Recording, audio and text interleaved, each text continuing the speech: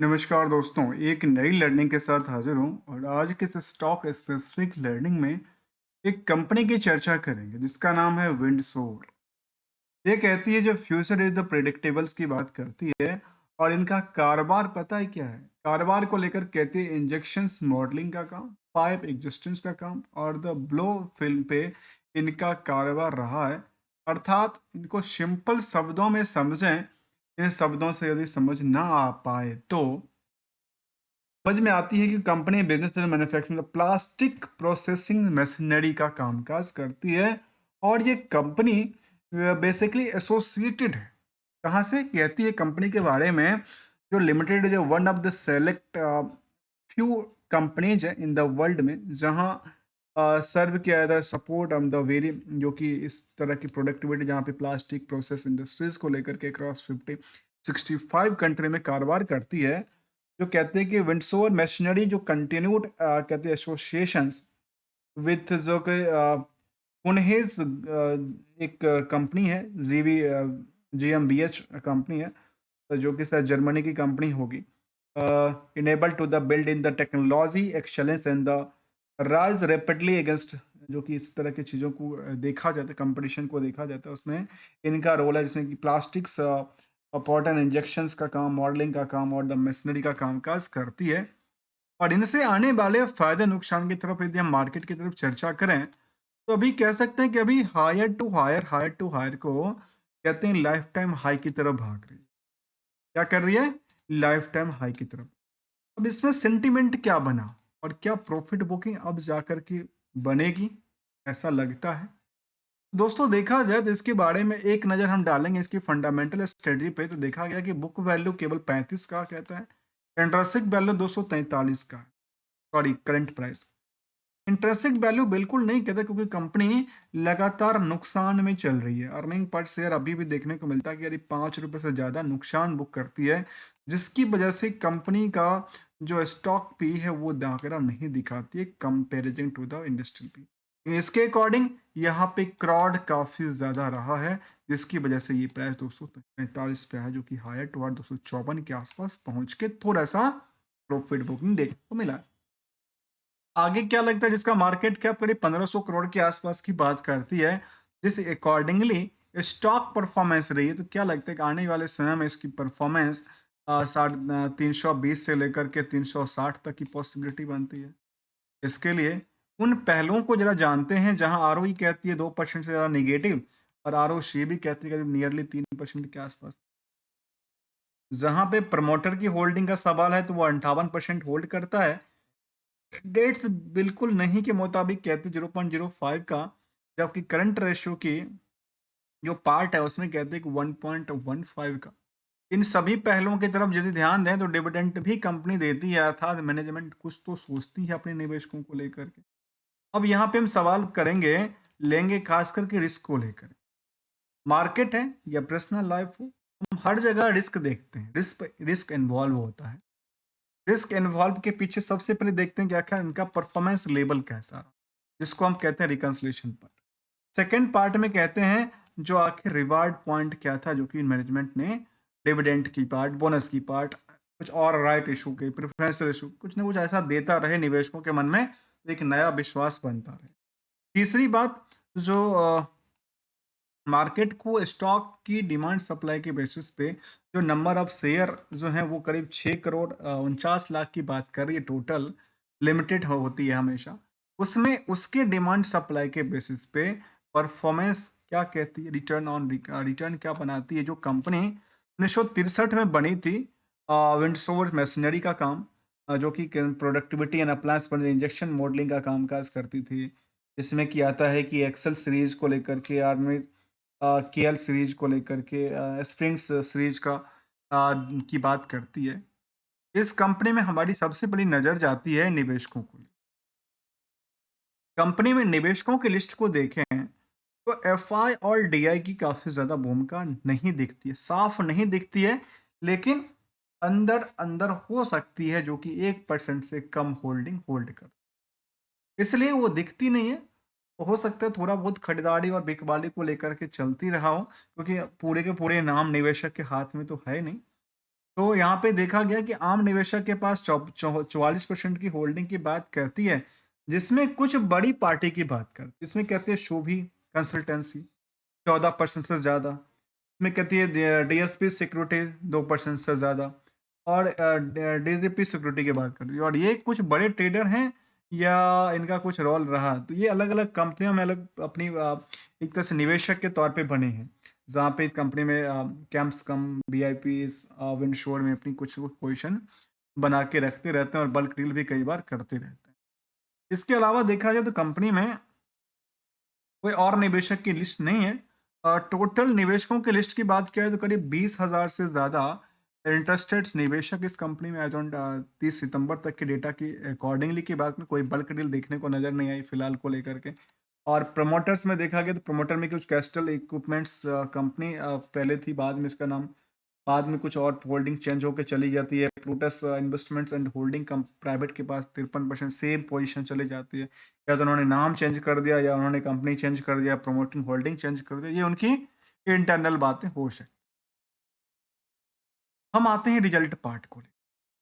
जहाँ तक सवाल है कंपनी में फिलहाल कहती है कंसोलिडेटेड डेटा, इन आर्टिकल की बात करो जो न्यूज आर्टिकल चल रही थी बीएस के ऊपर, कहती है जो कंसोलिडेटेड नेट लॉस जो है वो करीब 26 करोड़ की बात करती है सितंबर 24 क्वार्टर। लेकिन कई बार हम देखते हैं कि मार्केट में कंपनी का कारोबार लॉस है लेकिन स्टॉक परफॉर्मेंस हाई पे है। और कई बार ये भी देखने को मिलता है जो स्टॉक परफॉर्मेंस डिप पे है और कंपनी का कारोबार हाई पे है। यहाँ पे रिवर्सल की बात करें, जहाँ तक सितंबर तक के डेटा को हम आंकड़ा देखें तो सामने आ पाती है कि जो 81 करोड़ तक की टर्नओवर थी वो आपकी कन्वर्ट होके छोटा होकर के 60 करोड़ के आसपास लुढ़क गई। जबकि कंपनी में जो पहले पिछले क्वार्टर तक कंपनी लगातार प्रॉफिट तो नहीं बुक किया था, लॉस बुक कर रही थी। और लॉस बुक करने के पीछे का वजह था जो क्या इनका लायबिलिटी उनका जो डिप्रिसिएशन की पार्ट थी उनको लेकर बर्डन बना रही थी। इसके अलावा देखा जाए तो इनमें ऑपरेटिंग प्रॉफिट मार्जिन नहीं के मुताबिक की बात, जबकि यहाँ 37 करोड़ की एक क्या करती है, एक लॉस बुक कर देती है। अब यहाँ पे मार्केट को सेंटिमेंट ऊपर जाने के पीछे एक कारण हो सकता है। जो निवेशक हैं, जो ट्रेडर हैं, उनको लगा कि अच्छा यहाँ पे ऑपरेटिंग प्रॉफिट मार्जिन में वृद्धि दर्ज करती है करीब-करीब 500% के आस यहाँ के अकॉर्डिंग। इसके अकॉर्डिंग तो 400% के आस 400 बेसिस पॉइंट तो गिर जाती है। यहाँ पे जो अभी तक कभी इनमें अदर सोर्स ऑफ इनकम नहीं हुआ करता था, वो एक ही लॉट में 18 करोड़ का नुकसान बुक कर देती है। अब ये मुझे बिल्कुल समझ नहीं आता कि नुकसान किस वजह से हुआ, एक कौन सी ऐसा नेगेटिव इम्पैक्ट पड़ गया इनके कारोबार में जो अदर सोर्स ऑफ इनकम में नुकसान में चली जाती है। जबकि 12 महीने के डेटा 337 करोड़ तक के डेटा की बात करती है। और अर्निंग पर शेयर में सवाल है, जो गिरती है उसका देखने का मेन कारण है जो यहाँ पे अदर सोर्स ऑफ इनकम इन्होंने नुकसान वो किया, जिसकी वजह से कंपनी में जो नेट प्रॉफिट पार्ट था वो नेट लॉस 47 करोड़ की कन्वर्ट हो गई, जबकि इनके पास ऑपरेटिंग प्रॉफिट मार्जिन उसी रेंज में ट्रेड हो रही थी जो कि कारोबार से जो कि 5 से लेकर के 9-10% तक की बात में रेजिस्टेंस सपोर्ट के आसपास बनी गई। रिस्क की तरफ देखें तो कंपनी की रिस्क केवल 29 दिन के लिए रिस्क कहती है, कोई बड़ी रिस्क की बात नहीं है। अब रिस्क की बात नहीं तो सितंबर तक के डेटाबेस में इनका जो कर्ज को लेकर की बातें थी उसमें काफ़ी हद तक उन्होंने पेमेंट किया। और कर्ज को पेमेंट करने के पीछे पैसा कहाँ से आया, तो ऐसा देखने को मिलती है, मैं ये नहीं कहता हूँ कि यहीं से उन्होंने यूटिलाइज किया है, ऐसा देखने को मिलती है तो शायद यहाँ से उन्होंने फिक्स एसेट्स को कुछ कम कर दिया और जो इनकी मार्केट में कुछ पैसे पड़े हुए थे अदर एसेट्स के अंदर, उसको उन्होंने कन्वर्ट कर दिया। जो वर्किंग प्रोग्रेस था वो भी बिल्कुल नीरो 0/0 हो गया। और एक बात मुझे बिल्कुल और समझ नहीं आती है, भले स्टॉक की एक ही रेंज में इनका हमेशा वर्किंग प्रॉफिट केवल 19 करोड़, और यहाँ आकर के सीधे जीरो हो जाता। जबकि अदर एसेट्स के पार्ट की तरफ ध्यान दें तो उनके पास 22 करोड़ की वो दिखाती है, 125 करोड़ की इन्वेंट्री दिखाती है। कोई बात नहीं, यदि हम 22 करोड़ की डेटा की बात करें, शायद इसके अकॉर्डिंग यदि देखें तो करीब 60 करोड़ में नंबर लेता हूँ 60 करोड़, दूसरा नंबर लेता हूँ 22 करोड़, तीसरा नंबर है टोटल नुकसान 37 करोड़, जिसमें 18 करोड़ तो उन्होंने सीधा सीधा घटा कर गया। अब यहाँ तो क्या हुआ, या तो लेके चले गए, लेके आ गए, पता नहीं। अब इसके अकॉर्डिंग आप सोच के देखिए, इसके बिजनेस के प्रति कितना रिस्क है, जो बिजनेस इतनी इन्वेस्टमेंट करके चल रही है, जिसमें इन्वेस्टमेंट भी क्या लगा था, टोटल के टोटल आप देखें तो इसमें फिक्स एसेट्स करीब 315 करोड़ से ज़्यादा की बात करती है, जबकि कंपनी के पास और कर्ज वाले सिचुएशन के अलावा एसेट्स की पार्ट अदर लायबिलिटी काफ़ी कम का आंकड़ा दिखाती है, जो कि पूरे के पूरे सेटअप हो सकती है from the fix. Yearly growth की तरफ ध्यान दें तो कंपनी के पास जो डेटा कहती है, वो ये कहती है, जो सेल्स में बढ़ोतरी तो थी लेकिन लास्ट 12 महीने के डेटा गिर जाती है। प्रॉफिट गिर गई 560% से ज़्यादा, और स्टॉक प्राइस सीजीआर में 241% की बूस्ट आ गई। इनके पीछे क्या वजह हुआ, क्या वजह नहीं रहा, मैं नहीं जानता, लेकिन यदि रिटर्न ऑन इक्विटी को ध्यान दे तो ये निगेटिव की बात कर, क्या इसको एक नए तरीके से संभाला गया? जहाँ तक सवाल है, कंपनी के बिज़नेस मॉडल में उतने ज़्यादा तो गैप अप नहीं था। पूरे के पूरे चेन की बात कर लिया जाए क्वार्टरली में, तो जो 126 करोड़ तक टर्नओवर, 135 करोड़ तक टर्नओवर क्रिएट करने वाली कंपनी अपनी सेल्स लगातार गिरावट दर्ज करती है और एक्सपेंसेस को ज़्यादा कर लेती है। जबकि पीयर्स में थर्मैक्स, ज्योति सीएनसी और जुपिटर वैगनर जैसे कंपनी भी शामिल है, जिनमें सभी कंपनियों के लिस्ट में यदि इनको नॉन इलेक्ट्रिकल इक्विपमेंट के तौर पे देखा जाए, मशीनरी आइटम के अंदर, तो सबसे ज़्यादा भीड़ कहाँ पे खड़ी है? ज्योति सीएनसी की।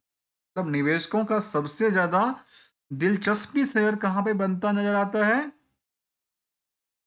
जहाँ पे काफ़ी ज़्यादा भीड़ बनी। दो तरह की चीज़ें निकल के आती,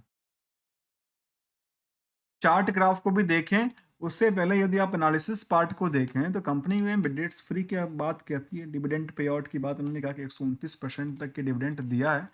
और यदि कंपनी के पास डिविडेंड की पार्ट है, तो इंडस्ट्रियल प्रोडक्ट के अंदर इन्हें हम चर्चा करें तो इनमें क्या निकल के ऐसे आता है। तो यहाँ पे कंपनी डिविडेंड कितने देती है? भले हमने वहां पे देखा 129% देती है, लेकिन 24 के दौरान केवल 50 पैसे देती है। और इस 50 पैसे को मार्केट से कंपेयर करके देखिए तो पता चलेगा कितना दे रहे हैं। अब कुछ नई चीज को लेकर के आए, तो चार्ट ग्राफ लगातार बढ़ी है, और यहाँ एक बड़ी लंबी सी डील हुई थी, लेकिन वो शायद क्या हुई थी, फिर यहाँ पे मार्केट बिल्कुल धीरे से चल रही है, बिल्कुल नहीं के मुताबिक काम, मतलब मार्केट में इंटरेस्ट नहीं है।